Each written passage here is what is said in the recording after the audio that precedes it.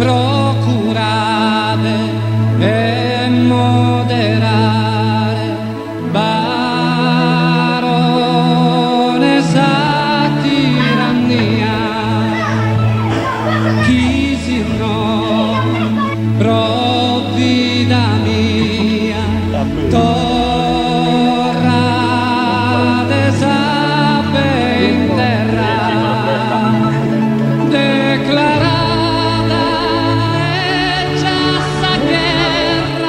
Siamo a Oliena, nel bar di Graziano Cuddu, che è uno dei tanti cugini di Gianfranco Zola. Senz'altro è uno di quelli che lo conosce meglio. Ho detto Zola perché lo chiamano così a Oliena. Questa foto me l'ha dedicata un giorno che sono venuti quelli dell'appello del martedì, perché ci siamo messi, io avevo un organo sardo, mi sono messo a cantare in sardo e lui, si vede che noi sono molto andato a genio e mi ha detto di imparare a cantare. Io gli ho detto tu impara a suonare, perché anche lui sta sempre suonando col pianoforte, però ancora.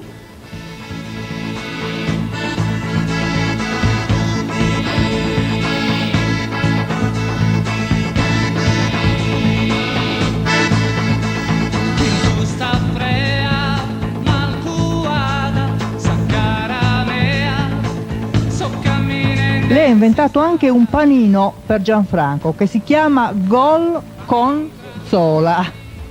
E poi cos'altro ha fatto per lui? Per lui una volta mi sono anche immedesimato nella persona di Gianfranco. Quando all'inizio, che giocava nella torre, in una discoteca, ha detto di Oliera, conosci Zola? Ha detto Zola sono io. E avevo un po' di ragazze intorno, perché ancora di persone non lo conoscevano solo di fama.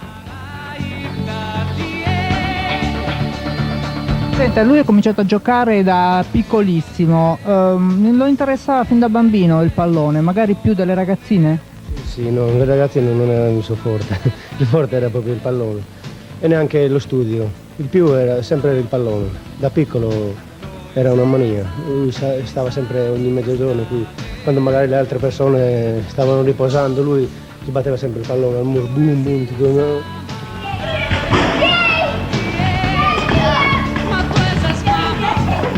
Quindi gli piaceva fare solo quello? Sì, solo quello. Mangiare merendine e giocare a pallone. Merendine, mangiava merendine? Non mangiava i suoi panini? No, merendine.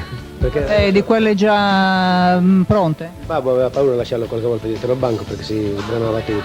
Era un ghiotto di merendine, gli avevano messo anche il soprannome merendino. Adesso se mi sente lui magari mi dice cosa. Guardate, lui ritorna? Sempre. No, quando è libero, alla casa a Cala Liberotto. Ha disertato la Costa Smeralda, preferisce Cala Liberotto. Non è mai stato uno dei VIP della Costa Smeralda, gli è piaciuto sempre rimanere in questa zona perché è questa zona che gli piace a lui. Non è un tipo neanche che gli piace essere in mezzo a tutti questi personaggi, rimane molto riservato da quel lato. Adesso senz'altro Gianfranco è un uomo ricco, è anche un uomo generoso? Sì, generoso, è sempre stato generoso. No, è generoso poi in che senso? Detto che aiuta per esempio quelli che hanno più bisogno, chiaramente dà in beneficenza, aiuta magari i compaesani che hanno difficoltà. Questo non lo so perché se lo fa non lo dice. C'è qualche cosa che lei ha chiesto di fare a Gianfranco e lui non ha voluto fare? Sì, una volta gli ho chiesto, siccome vedevo in televisione sempre questi brasiliani, sudamericani, di quanti... Ogni volta che segnavano facevano un samba, si muovevano e gli ho detto un giorno, ascolta, mi puoi dedicare un gol a me, quando segni fai un balletto sardo. Ho detto è un po' difficile perché è un tipo vergognoso lui, ho detto vedremo, però ancora non mi ha accontentato. E questo è un gagliardetto con tutte le firme? Con tutte le firme dei suoi colleghi di quando giocava con Napoli, Maradona, vari Galli. E l'ha regalato al bar, insomma. Gianfranco veramente le regala tantissimi ricordi. Insomma, mi poteva regalare qualcosa di più. Ha mai parlato con voi dei suoi programmi per quando smetterà, chiaramente, di giocare? No, non abbiamo mai parlato di questo. Io spero che rientri a Cagliari a giocare, perché è stato anche lui sempre un tifoso del Cagliari. Ma lui l'ha detto in un'intervista una volta che se rientra a giocare a Cagliari deve essere in grado di dare qualcosa, perché sennò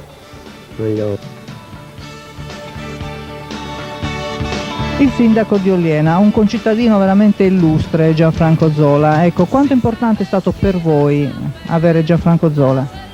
Diciamo che è stato importante che Oliena abbia espresso un campione come Zola, campione dello sport ma campione anche della vita, direi, perché noi ricordiamo le partite, i palleggi e le acrobazie calcistiche, ma c'è da notare anche le interviste che rilascia Gianfranco su temi che a volte sono anche di attualità scottante per queste zone. Sono famose le interviste quando succedono per esempio dei fatti di criminalità oppure sui fatti sociologici anche gravi che accadono in queste zone, e lo fa con l'equilibrio e la serenità, diciamo così, di una persona che è nata da queste parti, ma di una persona che sa anche essere un uomo, un campione della vita, ecco.